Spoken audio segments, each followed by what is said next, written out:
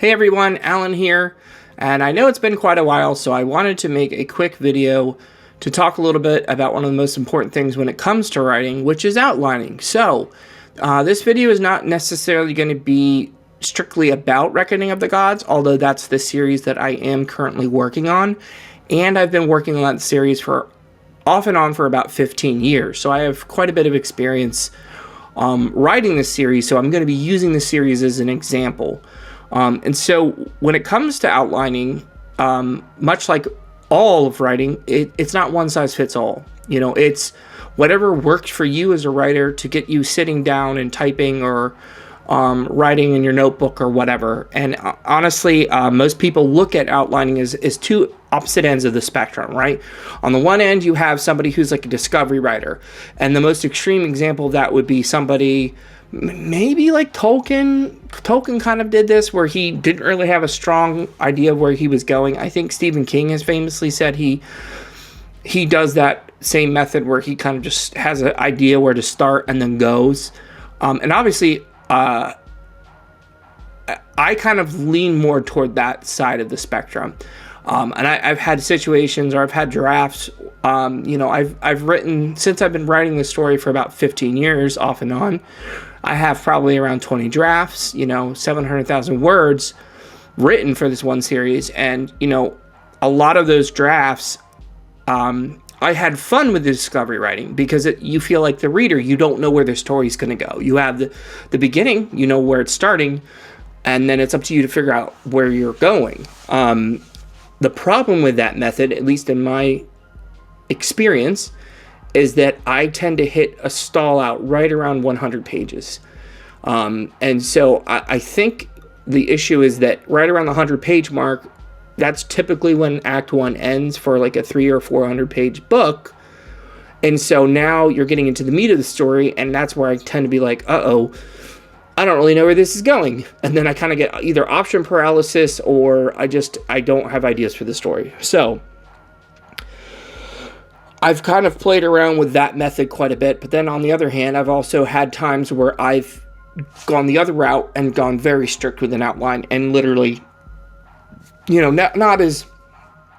probably not as detailed as some writers out there, but very detailed for me, meaning like a chapter by chapter outline where, here's this scene and this is what this character does and this is what this character does. And then this will lead into the next chapter. And I wrote a book, I guess it was January 2019 I wrote a 60,000 page draft in about 3 or 4 weeks. And I had a miserable time. Which might be surprising because you would think, wow, that's really productive. You wrote a 60,000 page draft in 3 weeks, 4 weeks. I feel like a lot of the joy that I get out of writing is filling in those gaps, is kind of discovering the story as I write. So I need some kind of like map, if you will, of we're here, we need to go there. Maybe there's some things that happen along the way to get us there. But when I was writing that particular draft, it just felt like a chore because I knew what was going to happen. And then even worse than that, a lot of times the problem that I have with outlining is that I feel constricted by it. So it's like, I feel like the story has to fit within the confines of whatever outline I've come up with. And so it's like, if I deviate from that, well, then it's like, do I throw the whole draft out? It's like, oh no, and then I'll sometimes convince myself, I'll come back to it in the next draft. Well, inevitably what happens is I end up getting bored of the story. And of course, at that point, why even write? I'm writing for myself as much as the reader.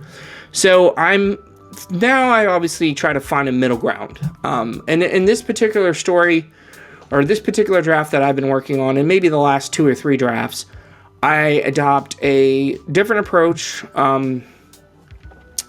definitely leaning more toward the discovery writer side of the spectrum, which is I have a basic idea of where the story is going to go, right? Basic idea of how I want it to end. And I usually, if I'm not in the middle of a chapter, I will usually spend about 10 to 20 minutes just brainstorming. And for me, brainstorming doesn't necessarily mean I have to be writing things down. I literally can just like sit on my couch, stare at the wall. This sounds kind of silly maybe, and just kind of enter the story, if you will. And it's interesting because I forget which book I read by Stephen King. Actually, it might have been Misery. I may be wrong about that though, but he was talking about like a hole, a writer hole, or I know that sounds bad, but he was talking about some kind of visualization that he has, that this character had as a writer, where you kind of enter your world, and I totally understand that, where it's kind of like a portal almost of, okay, we're opening the portal wider, or is it hard to get into that portal today because I'm distracted by X, Y, or Z? So I find that having 10 to 20 minutes to just get in the right mindset, to get in that world, and again, usually that involves me like sitting somewhere, not looking at a screen, not looking at my phone.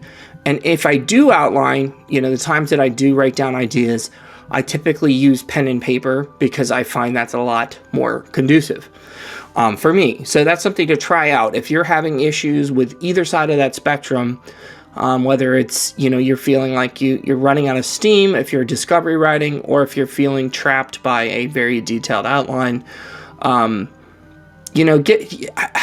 think that as unhelpful as this might sound, you just have to try it out. If you're a new writer and you're feeling like, oh, this is so hard, some people love the outlining process. For some people, that's their favorite part. I mean, I do think there is some fun to be had there. It's a lot of world building. It's a lot of like, I really enjoy putting puzzles together. So it's a lot of like, you have all these pieces that you're trying to fit and create a picture. I would give one final word of caution, and that is that as a writer, we can tend to get wrapped up in the world building and all the lore and kind of lose the narrative and lose the plot a little bit, no pun intended. So make sure that what you're doing serves kind of a purpose. If you're just outlining for the sake of outlining, or world building for the sake of world building, that's fine if that's what you enjoy, but also remember, how is it serving the story? Of course, the counterexample to that, probably, of all counterexamples, would be Tolkien, because he wrote an entire language to supplement the story, and really the story was written to supplement the language. But there is no right or wrong way to do this. It's just whatever works for you, whatever gets you to write, whatever you enjoy doing, because this is something I've personally struggled with quite a bit, and that's motivation. I think that's something all writers struggle with. And I could spend a whole video talking about that, but for now, I'll just say this. Whatever keeps you writing is the right way to go, I think. And so for me, for right now, it is that, loose, very loose outline that's subject to change, and then, little brainstorming sessions between each writing session.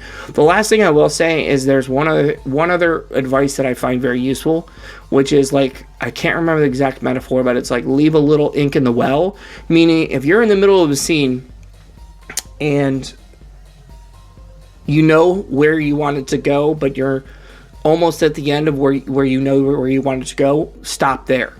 Stop while you still have an idea of how the story could continue. Because then when you start again the next session, whether that's the next day or hopefully within a week or two, because you can lose that. That's what I'm currently running into, is just trying to get started again. It's a lot easier to jump into the story if you're like, oh, that's right, I was in this scene. Okay, now this can happen. And it gives you time to think about it, to ruminate on it. So hopefully some of those descriptions and my experiences were helpful. If you're a writer, you feel free to share what worked for you in the comments below. And stay tuned for more videos like this and more videos about my mythology series, Reckoning of the Gods. Take care, everybody.